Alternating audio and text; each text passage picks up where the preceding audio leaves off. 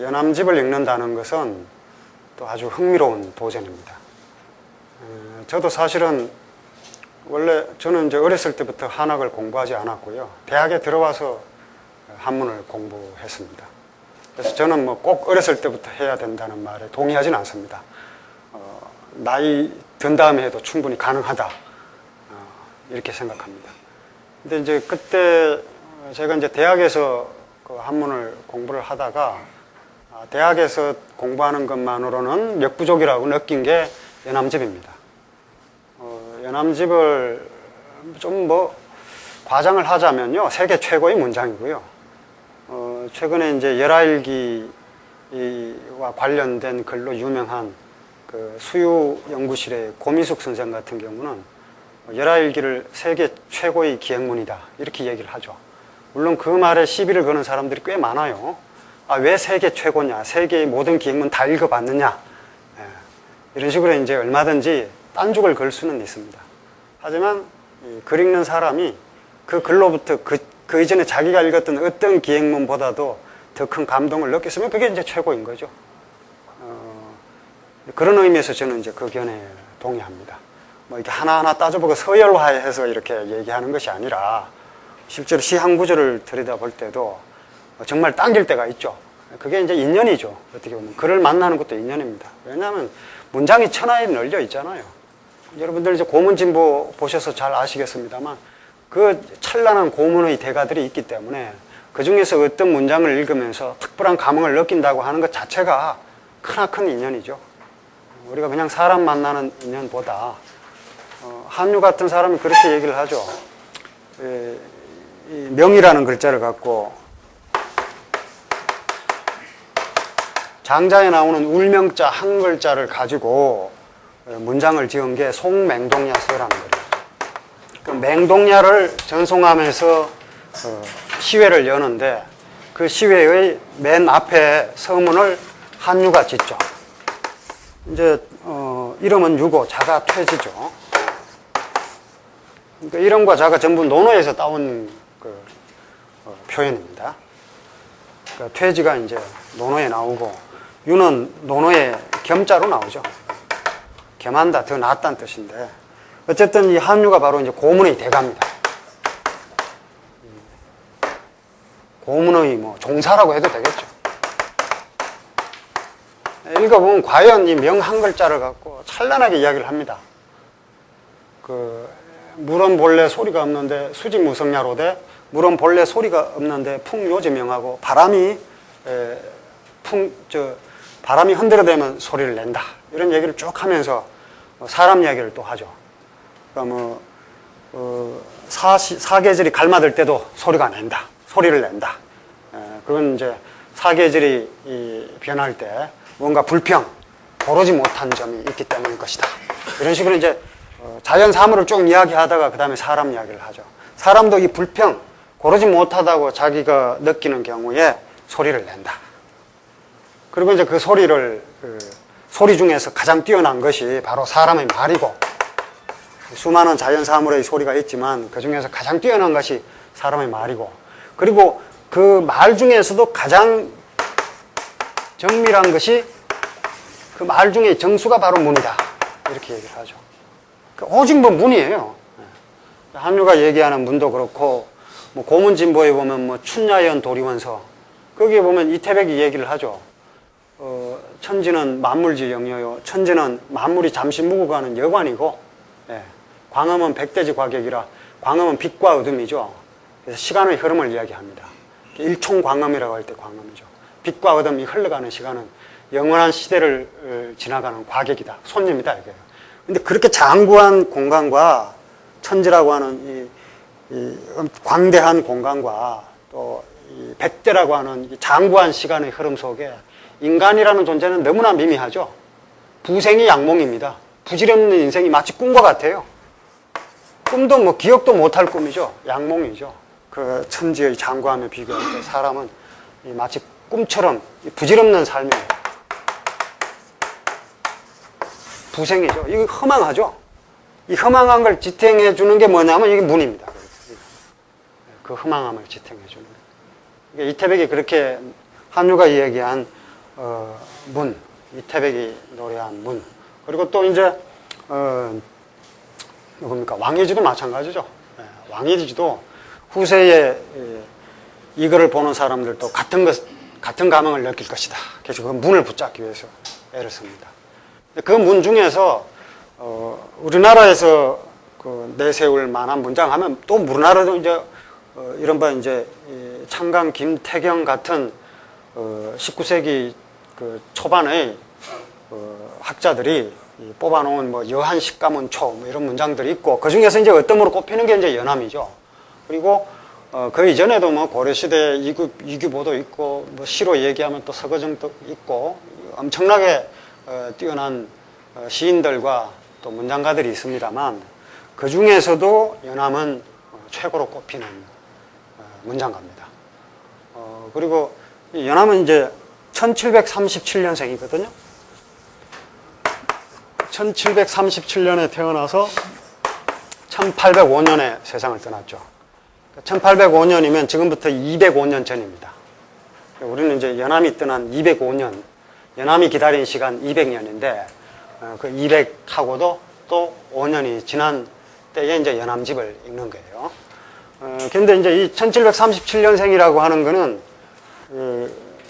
그 율곡 이이가 1536년생이에요. 이이가 1536년생이고, 조선조 성리학의 완성자가 이이거든요.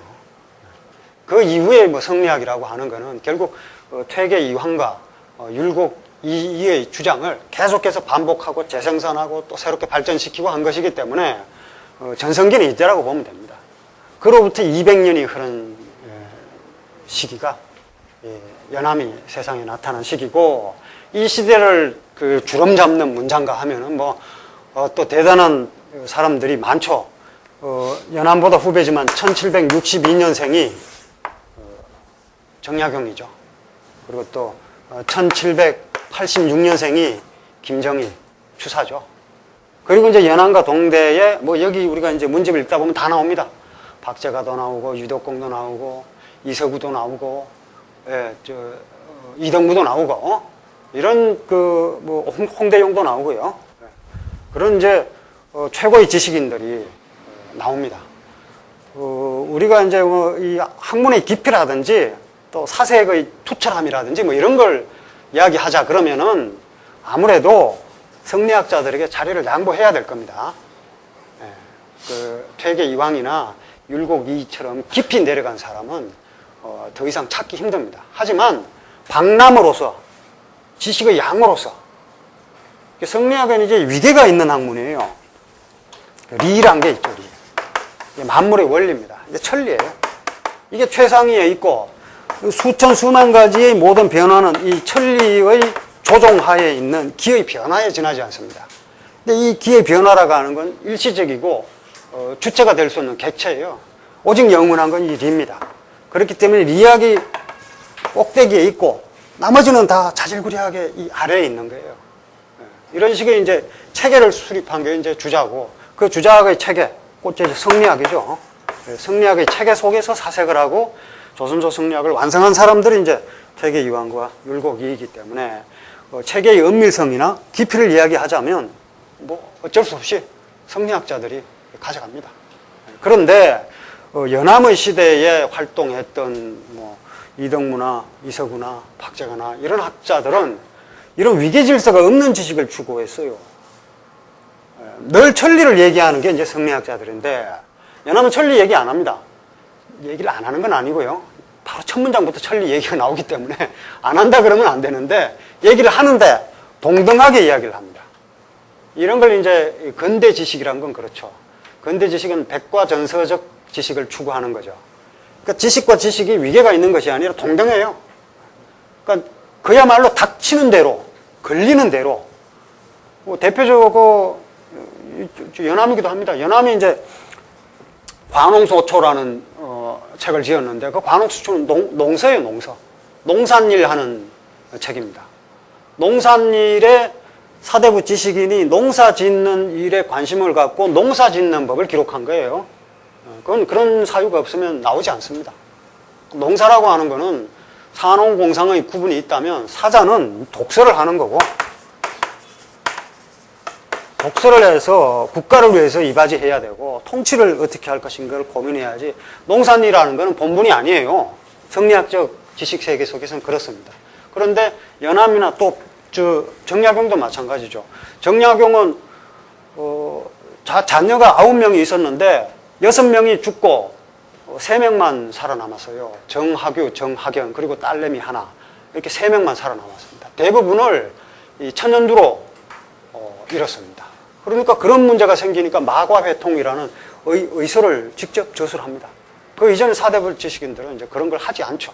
바로 이제 18세기 지식인들이 어떤 지식을 추구했는지를 이런 내용을 보면 이제 더듬어 볼 수가 있는 거죠. 그런 점에서는 다른 모든 시대의 지식인들이, 성리학자건 고려시대의 지식인들이건 문필가건 이 18세기 지식인들에게 양보할 수밖에 없어요. 당할 수가 없습니다. 대표적인 게 이제 연암도 거질이죠. 근데 이제 이 시대의 그 대표적인 그 저술가는 또 연암 말고도 그 정약용이죠. 정약용 여의당 전서가 500만 자에 달하니까요. 제가 옛날에 이제 여의당 전서를 헤아려 본 적이 있는데, 세 본 적이 있는데, 그때는 이제 페이지당 얼마, 전체 페이지가 얼마, 곱하기 얼마, 이래가지고 이제 대략 세어봤는데, 그때는 400 몇십만 자 이래 나왔어요.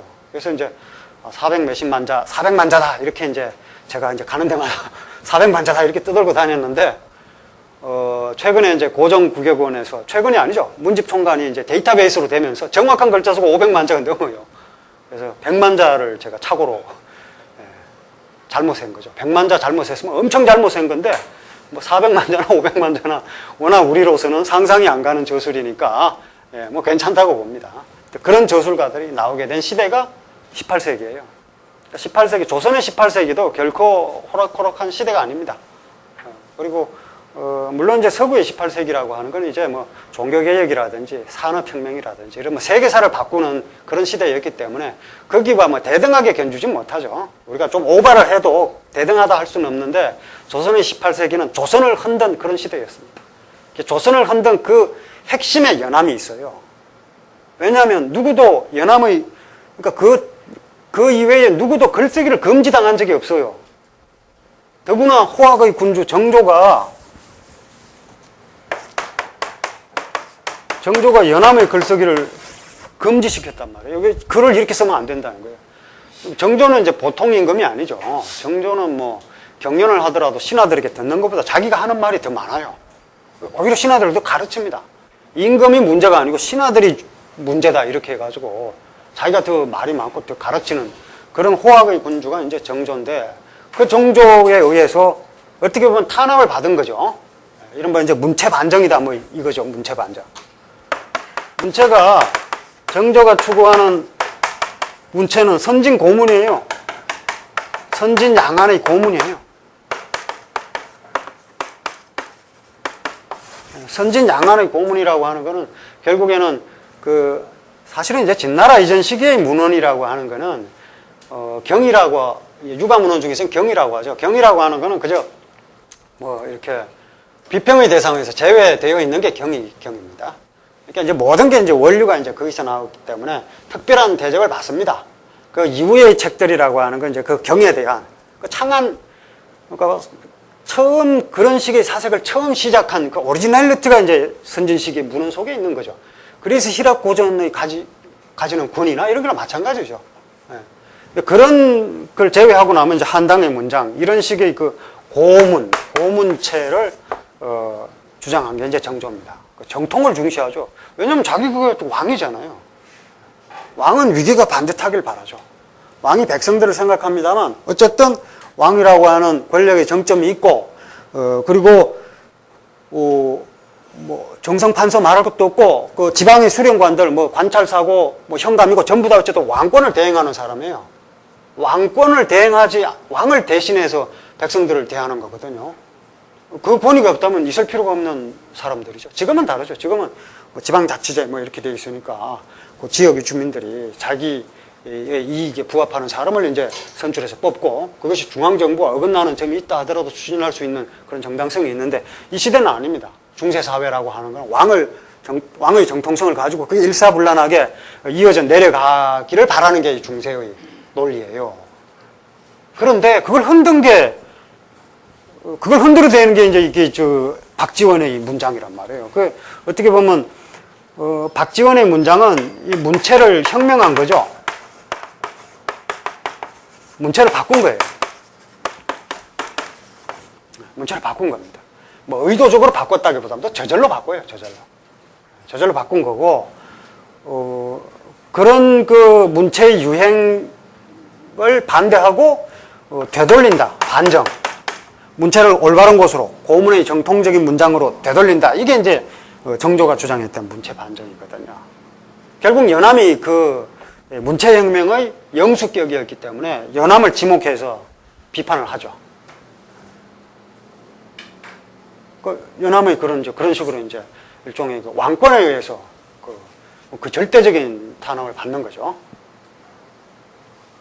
그럼에도 불구하고 그래서 고문에 해당하는 글도 씁니다. 쓰긴 씁니다만 어쨌든 그럼에도 불구하고 자기 쓰는 걸 멈추진 않아요. 이를테면 이제 연암이 이제 열하일기를 저수로 했다 이렇게 되면 열하일기라고 하는 거는 원래 이게 한문으로 된 문장이라고 하는 거는 사대부들, 사자들이 읽는 거죠. 사대분이 사군자니 뭐 이런 말 쓰는데 어쨌든 독서의 지식인들이 읽는 거죠. 그리고 주제도 다 그런 것들이고요. 주제도. 그래서 사대부가 아닌 사람은 읽어도 재미도 없고 그렇죠. 뭐 내 일도 아니고 말이죠.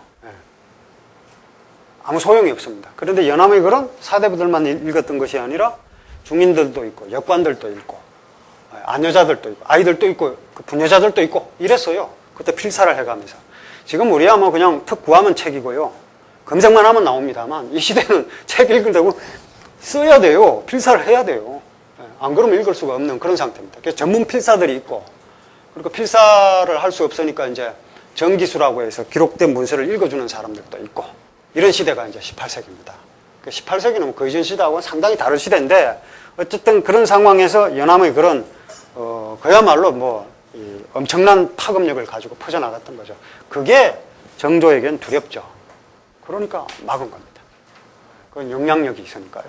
그리고 이제 여기에 이제 제가 사실은 이 연암집에서 선을 해가지고 여러분들에게 이제 미리 이것이 참 연암집에서 가려 뽑은 문장이다. 이러고 이제 딱 드리고 이제 하려고 이제 선을 이제 처음부터 이제 하기 시작했는데 그래서 처음에 딱 나온 문장이 이자우라는 사람에게 이자우라는 사람이 등남을 했어요. 남자아이를 얻었어요. 그 남자아이를 축하하는 시축의 서문입니다. 이자우라는 사람이 무슨 특별한 사람이 아니고 뭐 대단한 문필가도 아니고요. 무슨 뭐 벼슬이 정성판서 된 사람도 아니고 뭐 그렇게 뚜렷한 인물도 아닙니다. 그냥 동네 사람이에요. 동네 사람. 어쩌다가 같은 동네에 살게 돼서 이 마주보는 골목을 마주하고 여기 나옵니다. 내용이. 같이 사는 그런 사람이 자기 아들 잘 자라서 그걸 축하하는 시축을 만들었는데 거기에 서문을 연암한테 부탁을 한 거예요. 그래 뭐 신통하게 글을 썼겠느냐 싶은 게 이제 편견 아닙니까? 뭐 그 별 국가대사도 아니고 말이죠. 그 뭐 대단한 일이라고 거기에 문장의 공력을 드리겠어요. 그런데 거기에 바로 공력을 드리는 게 연암입니다. 다시 없는 문장이에요. 그러니까 한유가 사실 그래요. 한유가 보면 묘지명 써주고 맨날 누구 죽으면 뭐 묘지명 써주고 그걸로 돈 받아 먹고 살고 했는데 묘지명은 보통 대충 이렇게 형식에 맞춰서 대충 써주거든요. 근데 한유의 묘지명은 썼다 하면 명문입니다. 여러분들 고문진보에 보시면 묘지명 쫙, 물론 이제 그 중에서 뭐 유자운 묘지명 같은 거, 유종원 묘지명 같은 거야. 한유가 스스로도 말하고 있는 것처럼 한유의 칭찬이 필요 없는 문장이거든요, 그가. 유종원의 문장은요. 그래서 한유가 스스로 그 문장 속에 이기 자력의 피치 필전은 후세라 반드시 스스로의 힘으로 문장이 후세에 전해질 것이다. 뭐 이렇게 한유가 씁니다. 그건 맞죠. 뭐 유종원 같은 사람은 한유가 굳이 써주지 않아도 그 자체로 이제 이름이 전해지는데 그 외의 사람들은 그저 우리가 역사적으로 기억할 만한 그런 인물들도 아니고 문장이 훌륭한 것도 아니에요. 그럼에도 불구하고 한유가 썼다 하면은 그게 워낙 뛰어난 문장이니까 그냥 그 사람의 이름이 세상에 전해집니다. 연암이 이제 그 격이에요. 연암이. 그러니까 뒤에 나오면 이제 바로 뒤에 이제 홍대용의 그 회우록이라고 하는 글이 나오는데 거기에 서문을 붙인 게 나와요. 그 홍대용 하면은 그 당시 이제 연암보다 선배죠. 연암보다 선배인 아주 뛰어난 지식인이니까 그 정도 글 쓸만하고, 그 다음에는 이제 박제가의 초정집 서문이란 말이에요. 그것도 역시 이제 뛰어난 글을 기대할 만한 그런 문장인데, 이게 이제 첫 번째 나오는 문장은 그런 문장이 아님에도 불구하고 결코 뒤의 두 문장보다 못하다고 할 수 없는 그런 글입니다. 그러니까 결국에는 연암이 보기에는 그 당대의 지식인이라고 하는 그런 사람들의 글에 앞에 서문을 쓰는 거나, 그죠? 시골 사람 대략 알고 지내는 사람에게 써주는 글을 쓰는 거나 똑같이 쓴 거죠. 바로 이제 이게 연암문학의 힘인 거죠. 뭐 천리를 논하고 뭐 우주를 논하고 뭐 이런 게 아니라, 그런 걸 논하지 않는 건 아니지만 이제 인간사의 아주 작은 일에다가 온갖 뭐 사서오경 제자백과를 다 인용해 가면서 이제 글을 써요. 그러니까 이제 그게 바로 그 시대를 흔들어 버리는 효과를 의도하지 않았음에도 불구하고 흔들어 버리는 효과를 나타내는 겁니다. 뭐 근대라고 하는 게 그런 거거든요. 근대라고 하는 게 뾰족하게 그 솟아오른 교회 첨탑과 내 일상이 그 맞먹는 게 그 근대예요. 맞먹는 게. 그전까지 그냥 교회가 이제 그 동네의 중심이고 또 그림에서도 제일 크고 뭐 이런데, 보는 위치에 따라서 교회가 낮아질 수도 있는 거죠. 내 입장에서 볼 때 교회가 낮아질 수 있는 겁니다. 그게 중세에서 근대로 이행하는 거죠. 그러니까 이제 뭐 그 미술사에서도 이제 그런 얘기를 하죠. 뭐 곰브리치라는 그 미술사가가 쓴 뭐 서양 미술사 보면 이제 그런 얘기들이 나오잖아요. 문장에서도 마찬가지라고 보시면 됩니다. 그러니까 연암의 이제 문장이 그렇기 때문에 선하다가 사실은 제가 일주일 동안 이제 뽑으려고 이렇게 했다가 뽑지를 못해가지고, 뽑으려면 뭐 이거는 별로네 하고 이렇게 빼야 되는데 뺄 수가 없는 거예요, 이게.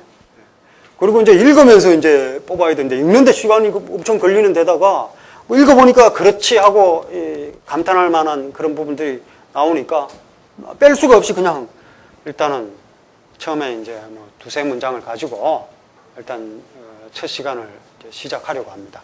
그래서 다음 시간에는 여러분들에게 좀 작게나마 이렇게 뽑아서 드리고 이제 좀 체계적으로 진행을 하려고 합니다. 그때는 이제 그래서 누가 이제 그 아이디어를 주더라고요. 그 안 좋은 문장을 빼려고 하면 불가능할 것이고, 좋은 문장이라고 생각하는 기억이 남는 거를 뽑는 게 어떠냐. 그래서 그게 말이 된다 이렇게 생각을 했습니다. 근데 이제 그러면 이제 기억에 남는 문장들이 이제 대체로 이제 문집의 서문들이거든요.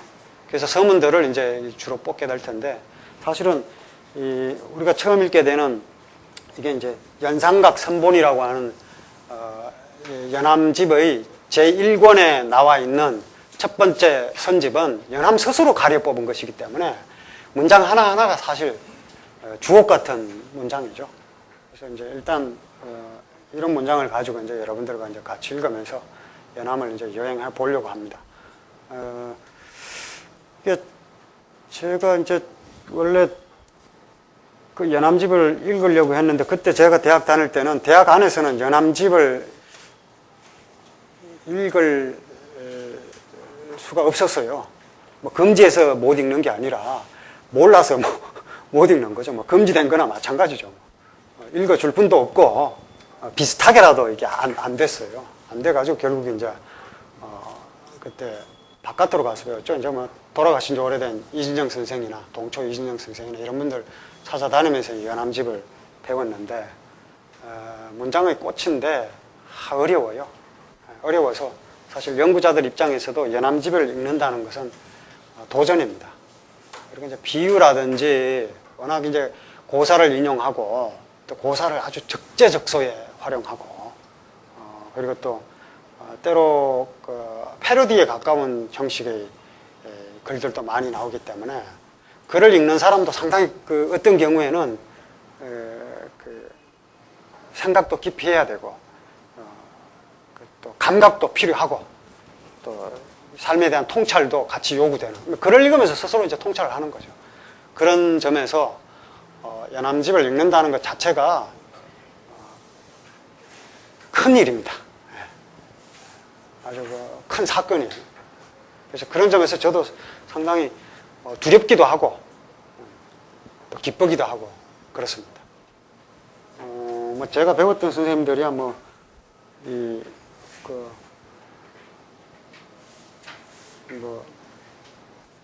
약주도 드시면서 잘 드셔도 흔들림 없이 강의 잘 하시고, 어떤 때는 뭐 주무시면서도 강의를 하시고, 눈이 잘 안 보시는 것 같은데도 뭐 경서강독은 그냥 무리 없이 하셨고, 그러니까 이제 다 기송을 해놓으니까 그럴 때까지 이제 해놔야 되겠다 그렇게 생각은 합니다만, 저는 아직 이제 그 정도에 미치지 못하니까 연암집 한다는 것은 굉장히 저에게도 굉장히 큰 도전이고, 또 그만큼 또 의욕도 생기고요. 그리고 이제 전통문화연구에서 연암집을 하게 되리라고 생각을 사실 못했거든요. 근데 이제 이렇게 연암집을 한번 해서 여러분들하고 같이 읽게 된 걸 큰 기쁨으로 받아들이고 이제 한번 해보겠습니다.